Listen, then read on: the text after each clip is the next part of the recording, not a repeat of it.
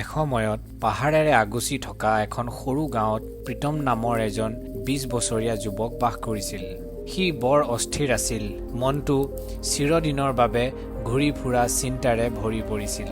এই কনষ্টেণ্ট চিন্তাবোৰে তেওঁক গভীৰ অস্বস্তি আৰু ভাগৰুৱা অনুভৱ কৰাইছিল। প্ৰীতমে সদায় নিজৰ অতীতক লৈ দুখী হৈ আছিল আৰু ভৱিষ্যতৰ চিন্তা কৰি থাকিছিল। তাৰ মনটো একেবাৰে ধুমুহা যেন হৈ থাকিছিল। শান্ত অনুভৱ কৰিবলৈ, ভালকৈ শুবলৈ, আনকি হাঁহিবলৈ বাধা আহি পৰিছিল।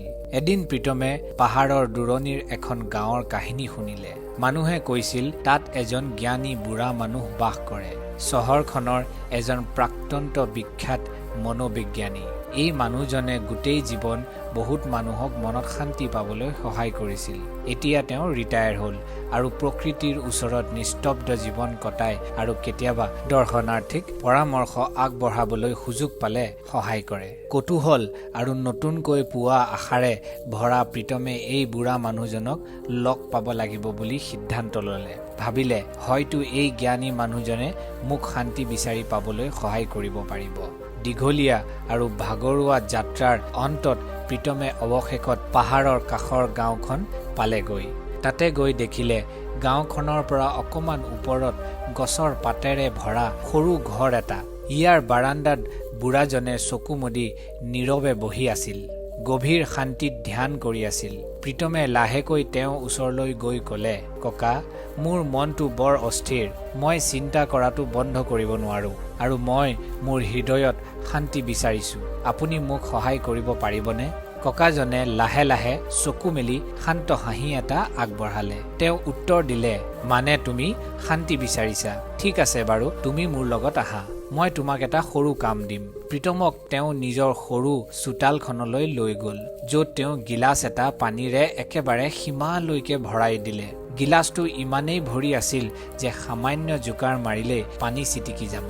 গিলাচটো প্ৰীতমৰ হাতত দি তেওঁ নিৰ্দেশ দিলে, ইয়াৰ পৰা গাঁও প্ৰান্তলৈ খোজ কাঢ়ি যোৱা আৰু তাৰ পিছত আকৌ উভতি আহা। কিন্তু মনত ৰাখিবা, তুমি এটোপাল পানীও পৰিব দিব নেলাগিব। প্ৰীতমে যদিও আচৰিত হৈছিল, কিন্তু চেষ্টা কৰিবলৈ ডিটাৰমিণ্ড আছিল আৰু চেলেঞ্জ গ্ৰহণ কৰি লৈছিল। অতি যন্ত্ৰণাৰে গ্লাছটো ধৰি সি খোজ কাঢ়িবলৈ ধৰিলে।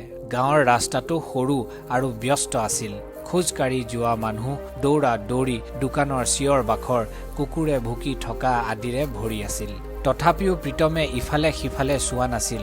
চকু দুটা গিলাচটোৰ ওপৰত অব্ধ হৈ আছিল। লাহে লাহে খুব মনোযোগেৰে খোজৰ পিছত খোজ সাৱধানে আগবঢ়াইছিল। গাঁৱৰ মানুহে তেওঁক খুব ধ্যান দি চাই আছিল যদিও তেওঁ কিবা এটা গুৰুত্বপূৰ্ণ কথা শিকি আছে বুলি অনুভৱ কৰি তেওঁ আমনি কৰা নাছিল কোনেও। অৱশেষত প্ৰীতমে ককাজনৰ ওচৰলৈ উভতি আহিল। ককা, মই কৰিব পাৰিলো। মই এটোপাল পানীও পৰিবলৈ নিদিলো, তেওঁ ঘোষণা কৰি ক'লে। ককাই মাত দি হাঁহিলে আৰু ক'লে, বহুত খুব। কিন্তু কোৱা, ৰাস্তাৰ কাষত সৰু ল'ৰা ছোৱালীয়ে খেলা ধূলা কৰা দেখিছিলা নেকি? তুমি কুকুৰে ভুকি থকা শুনিছিলা নেকি? প্ৰীতমে আচৰিত হৈ পৰিল আৰু স্বীকাৰ কৰিলে, নাই ককা, মই একো দেখা বা শুনা নাছিলো। মই কেৱল গ্লাছটোৰ ওপৰত গুৰুত্ব দি আছিলো। ককাজনে আৰু এবাৰ মিহিকে হাঁহি মাৰি ক'লে, সেইটোৱে গোপন কথা, যিটো সদায় তোমাৰ ভিতৰত আছিল কিন্তু তুমি নাজানিছিলা। যেতিয়া তোমাৰ মনটো বৰ্তমান মুহূৰ্তত থাকে, তেতিয়া ভয়, বিভ্ৰান্তি, অতিৰিক্ত চিন্তাৰ কোনো ঠাই নাথাকে। তুমি কেৱল গিলাচটোত থকা পানীৰ কথা ভাবি আছিলা। সেই সময়ত তোমাৰ মনটো সম্পূৰ্ণ নিস্তব্ধ হৈ পৰিল। তুমি অতীতক লৈ দুখী নাছিলা, ভৱিষ্যতৰ প্ৰতিও ভয় কৰা নাছিলা। লাহে লাহে প্ৰীতমে বুজিবলৈ ধৰিলে, এইটোৱে আছিল তেওঁ বিচাৰি থকা শান্তি। শান্তি আমি বাহিৰত পোৱা বস্তু নহয়, ইতিমধ্যে ই আমাৰ ভিতৰত আছে আৰু আমি ইয়াক আৱিষ্কাৰ কৰোঁ যেতিয়া আমি বৰ্তমানৰ মুহূৰ্তত সম্পূৰ্ণৰূপে জীয়াই থাকোঁ। প্ৰীতমে মূৰটো নমাই লাহেকৈ ক'লে, ককা, এতিয়াহে মই বুজি পালো। যদি মই মোৰ মনটোক শান্ত কৰিব বিচাৰিছো, তেন্তে এই মুহূৰ্তত থাকিব শিকিব লাগিব। তেতিয়া আচল শান্তি পাম।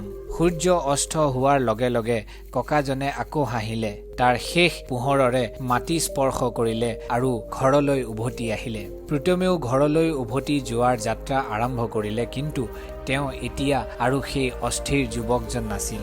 তেওঁ সলনি হৈছিল, ভিতৰত গভীৰ শান্তি বিচাৰি পাইছিল। কাৰণ তেওঁ এতিয়া মনত চলি থকা ধুমুহা বন্ধ কৰিব জানিছিল। এই আছিল আজিৰ কাহিনী। এইটোকে লৈ আজি আমাৰ ভিডিঅ'টো শেষলৈ আহিলোঁ। ভিডিঅ'টো ইয়াৰলৈকে চাইছে যদি লাইক এণ্ড ছাবস্ক্ৰাইব কৰিবলৈ নাপাহৰিব। ধন্যবাদ। জয় আই অসম।